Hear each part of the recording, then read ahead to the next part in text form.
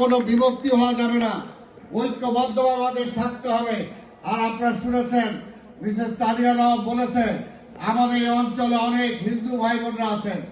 আপনাদের বুকে হাত দিয়ে বলেন, আওয়ামী লীগের আমলে আপনারা বেশি ক্ষতিগ্রস্ত হয়েছেন না বিএনপির আমলে ক্ষতিগ্রস্ত হয়েছেন? আওয়ামী লীগের আমলে। আওয়ামী লীগ আপনাদের মন্দির দখল করছে। আওয়ামী লীগ ঢাকেশ্বরে মন্দিরে আপনাদের মূর্তির যাকে পূজা করেন সেখান থেকে স্বর্ণের গহনা চুরি করে নিয়ে গেছে। সারা বাংলাদেশের দেবীদের অপমান করছে। কাজে সেই আওয়ামী লীগ আর ওই নৌকা ওইটা তো ডুবে গেছে, ওইটা আর জানবে না। আরেকটা কথা বলতে চাই, আমাদের পার্শ্ববর্তী দেশে যারা আছেন আপনাদের বলতে চাই, আপনাদের সাথে আমরা সম্পর্ক চাই, কিন্তু সম্পর্কটা জনগণের সাথে, কোন আওয়ামী লীগ নামেও কোন দলের সাথে না। জনগণের সাথে সম্পর্ক রাখেন, জনগণ আপনাদের সাথে আছে। হ্যাঁ, যুদ্ধকালীন আমরা যুদ্ধ করেছি, ওপার গিয়েছিলাম, ট্রেনিং দিয়েছি, অনেক কষ্ট করেছি, আপনারা সহযোগিতা করেছেন, সেটার জন্য আপনাদের কাছে আমরা ঋণী। কিন্তু তার মানে এই না এই দেশটা আপনাদের কাছে আমরা বেচা দেই নাই, এটাও মনে রাখতে হবে। তাই আমরা আমাদের দেশ স্বাধীন দেশ, স্বাধীনভাবেই থাকবে।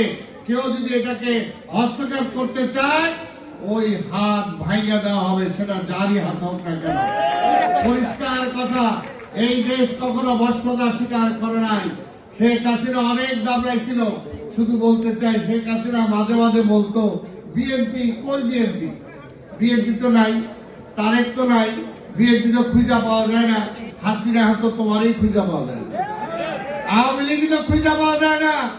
বিএনপি ওই চরম সময়ও ছিল, শত অত্যাচার, নিপীড়ন, নির্যাতনের মুখেও কিন্তু বেগম খালেদা জিয়ার সৈনিকরা, তারেক রহমানের সৈনিকরা সারা দেশে ছিল।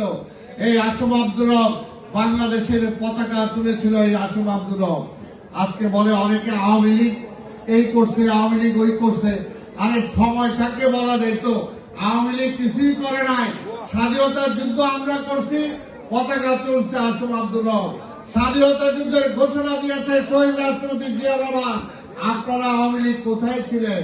ওই ওপারে হোটেলে আপনারা মদ খাইছেন আর ফুর্তি করছেন। স্বাধীনতার পরে আইসা আবার এই দেশে মদ খাওয়া শুরু করছেন। এর বাইরে তো আওয়ামী লীগের কিছু নাই। তাই ভাই আমার, সেই আওয়ামী লীগ এই দেশের জন্য রাজনীতি করে না, এই দেশের মানুষের জন্য রাজনীতি করে না। এই আওয়ামী লীগ যাতে আবার এই দেশের মানুষের উপরে খবরদারি করতে না পারে, সেটার জন্য পাহারা বসাইতে হবে সব জায়গায়, সব এলাকায়। ভুয়া তো অবশ্যই, ভুয়া তো বলছি।